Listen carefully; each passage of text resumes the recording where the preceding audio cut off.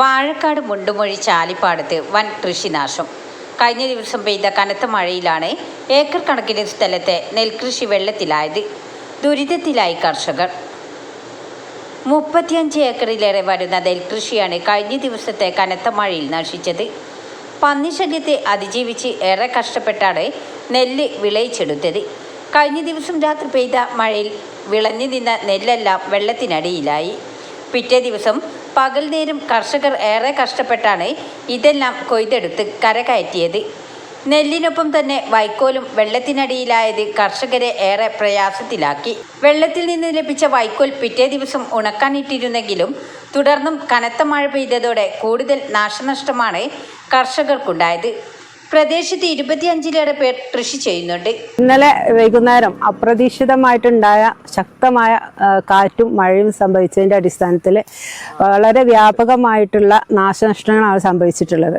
പ്രത്യേകിച്ച് നമ്മുടെ ചാലിപ്പാടം, കോരപ്പാടം മണ്ണമ്പറമ്പ് റോഡിലെ ചാലിപ്പാടം എന്നുള്ള സ്ഥലത്ത് നെൽകൃഷിക്കാർക്കാണ് കൂടുതൽ നഷ്ടങ്ങൾ ഉണ്ടായിട്ടുള്ളത്. വളരെ ദുഃഖകരമായൊരവസ്ഥയാണ്. കാണുമ്പോൾ നമുക്ക് തന്നെ എന്താ പറയുക, മനസ്സിന് വല്ലാത്തൊരു വിഷമം തോന്നുന്നൊരവസ്ഥയിലാണ്. കർഷകർ എല്ലാവരും വളരെ വിഷമത്തിലാണ്. അവർക്ക് അർഹപ്പെട്ട അവർക്ക് ഉണ്ടായിട്ടുള്ള നഷ്ടങ്ങൾക്ക് ഒരു നഷ്ടപരിഹാരം ഏത് ഭാഗത്തു നിന്നാണെങ്കിലും അവർക്ക് ലഭിച്ചിരിക്കണം എന്നുള്ളതാണ്. ഇന്നലെ വൈകുന്നേരം ഒരു 3 മണിക്കാണ് ഞങ്ങൾ ഈ മഴ പെയ്തത്. 3 മണിക്ക് മഴ പെയ്യുമ്പോൾ ഞങ്ങൾ വനിയാന്നാണ് കൊയ്ത്ത് കഴിഞ്ഞിട്ട് നെല്ല് പാടത്തുണ്ടായിരുന്നത്. അപ്പോൾ 3 മണി ആയപ്പോഴേക്ക് ഞങ്ങൾ ചിക്കിട്ട നെല്ലൊക്കെ പെട്ടെന്ന് മഴ പെയ്തിട്ടൊക്കെ എല്ലാവരും വള്ളത്തിലായിപ്പോയി. എടുക്കാൻ പറ്റില്ല. വെഹിക്കിളൊക്കെ ഞങ്ങൾ അതേമാതിരി സൈഡാക്കി വെച്ചിട്ടുണ്ടെങ്കിലും കുറേയൊക്കെ വെള്ളത്തിലായിപ്പോയി. ഒരുവിധം കർഷകരൊക്കെ വെള്ളത്തിൽ തന്നെ എപ്പോഴും. നഷ്ടം എന്ന് പറഞ്ഞു കഴിഞ്ഞാൽ ഇപ്പോൾ കുറേയൊക്കെ മുളച്ചു പോകും. ഇനിയിപ്പം ഉണങ്ങിയിട്ടില്ല, ഉണക്കാൻ വെച്ചിട്ടുണ്ട്. കുറേ ആൾക്കാരുടെ ചാക്കിലാക്കി വെച്ചിട്ടുണ്ട്. ഒന്നും പറയാനായിട്ടില്ല. കാരണം വെള്ളം പൊന്തിക്കൊണ്ടേ നിൽക്കുകയാണ്. ഒന്നും കൂടി മഴ ചെയ്യുകയാണെങ്കിലും ഒന്നും കിട്ടൂല. ഇവിടെ എനിക്ക് ഒരു 3.5 ഏക്കർ 4 ഏക്കർ അങ്ങനെ 2-3 ആൾക്കാർക്കൊക്കെ 2-3-4 ഏക്കർ ഉണ്ട്. പിന്നെ പല ആൾക്കാർക്ക് 20 ഉണ്ട്, 50 ഉണ്ട്, 30 ഉണ്ട്. മൊത്തത്തിൽ ഇവിടെ ഒരു കണക്ക് പ്രകാരം ഒരു 35 ഏക്കർ ആ ലെവലിലൊക്കെ ഉണ്ടാവുള്ളൂ.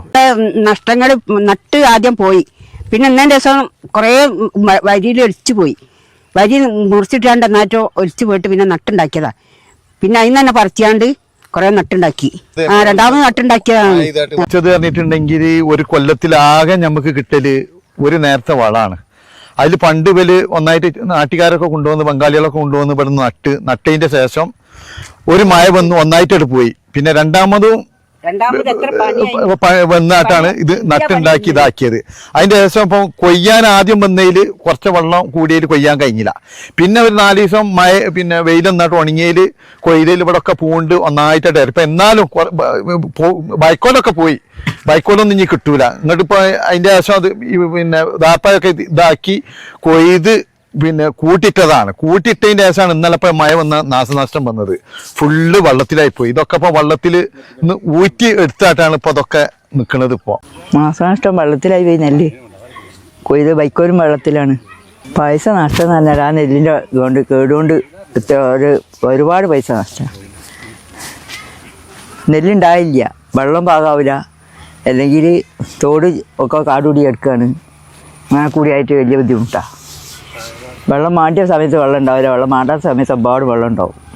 അങ്ങനെ നടാനും കഴിയൂല. അങ്ങനെ ബുദ്ധിമുട്ടാകുക. 10-30 കൊല്ലത്തോളമായി ഞാൻ തന്നെ ചെയ്യണം. വാപ്പ സുഖമില്ലാതായി. വാപ്പ വെച്ചിട്ട് 2014 വാപ്പ വെച്ച് ചെയ്യുന്നു. പിന്നെ ഞാൻ തന്നെ ചെയ്യണം. പെട്ടെന്നാണ് നമ്മളിപ്പോൾ കൊയ്ത്ത് കഴിയുമ്പോൾ 20,000 റുപ്യ കൊയ്ത്തൂലി കൊടുത്ത്, നാട്ടി പൈസ 25,000 കൊടുത്ത്, പിന്നെ ചിലവ് മറ്റോ നല്ല എമൗണ്ട് കടാണ്. പ്രയാസം തന്നെയല്ലേ. നമ്മൾ ഇത് ഉദ്ദേശിച്ചല്ലേ ചെയ്യണേ. പല ഉദ്ദേശം വെച്ച് ചെയ്യുമ്പോൾ അത് പെട്ടെന്ന് വെള്ളം ഇറങ്ങി പോകാൻ പ്രയാസമുണ്ട്. നമ്മളെ കനാലിൽ കൂടിയ തടസ്സങ്ങൾ ഇതുണ്ട്. ഒന്നുകിൽ നടുന്ന സമയത്ത് വെള്ളമായിരിക്കും, അത് കുറേ ചിലവാണ്. എന്നാലും ഞാൻ വിടില്ല, അതിനോട് താല്പര്യമാണ്. സ്വർണം പണയപ്പെടുത്തിയും കടം വാങ്ങിച്ചും ആരംഭിച്ച കൃഷി നഷ്ടത്തിലായതുകൊണ്ട് വളരെ വലിയ ദുരിതത്തിലാണ് കർഷകർ. സർക്കാരിൻ്റെ ഭാഗത്തു നിന്ന് അടിയന്തര ധനസഹായം ലഭ്യമാക്കണമെന്നാണ് ഇവരുടെ ആവശ്യം. ന്യൂസ് 10 വാഴക്കാട്. വാർത്തകൾ നേരത്തെ അറിയാൻ ഫേസ്ബുക്ക് പേജ് ലൈക്ക് ചെയ്യൂ, ചാനൽ സബ്സ്ക്രൈബ് ചെയ്യൂ.